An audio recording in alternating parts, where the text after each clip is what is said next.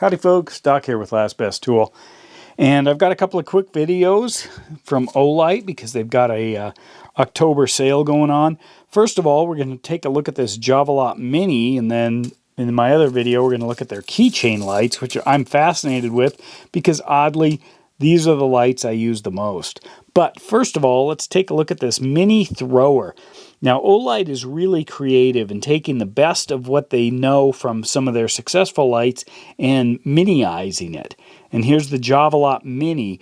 The full-on Javelot is almost a foot long. It's a fairly powerful light. It's a thrower light with a decent spill.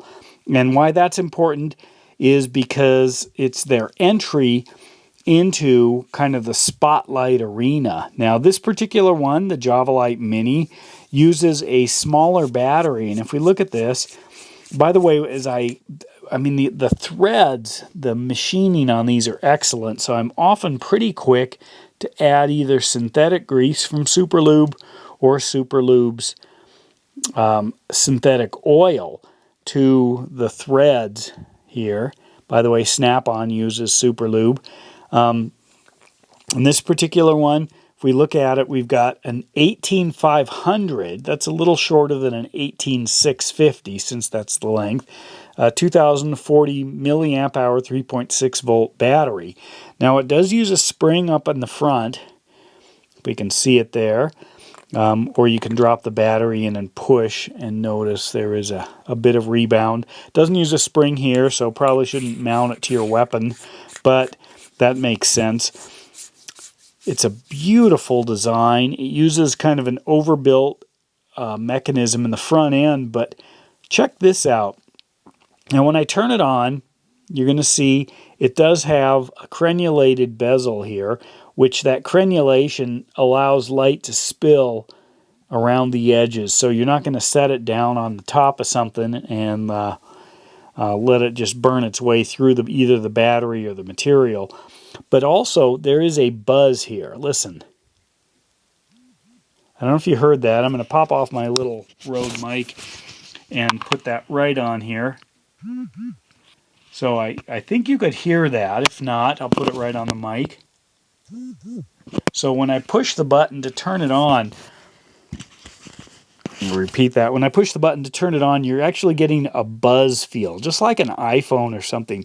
So Olight is expanding their feature set to include some novel offerings like a low battery indicator that's tactile as well as visual, such as blinking, or cycling or something like that.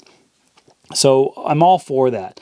This is actually quite low as far as the battery goes right now. I did that deliberately for this video, but I've also got it fully charged, and we're going to head outside in just a sec and see what this looks like in the wild.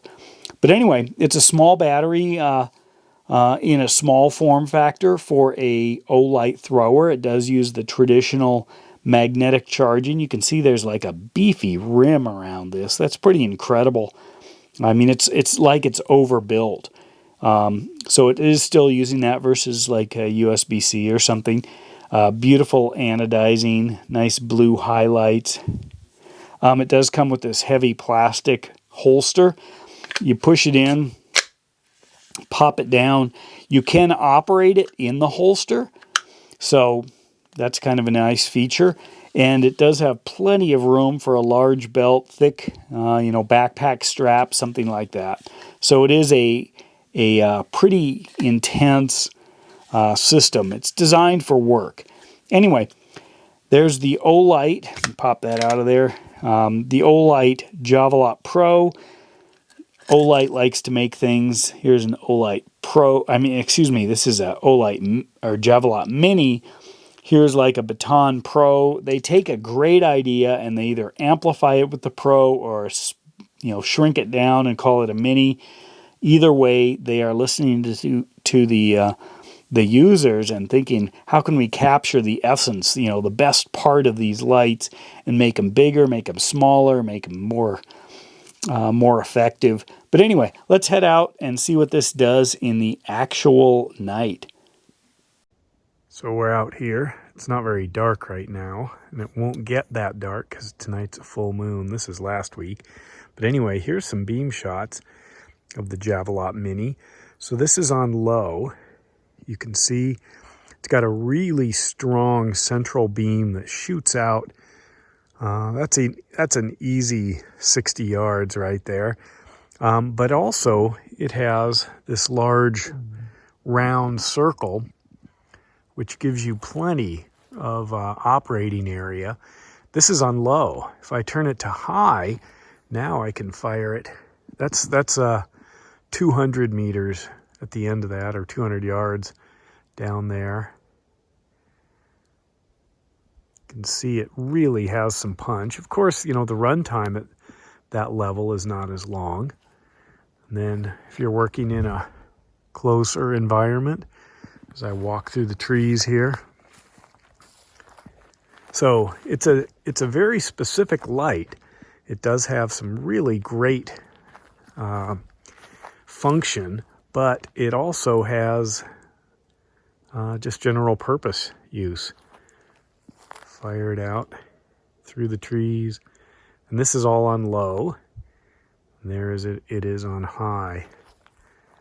So that'll just burn a hole through anything within 100 yards or so.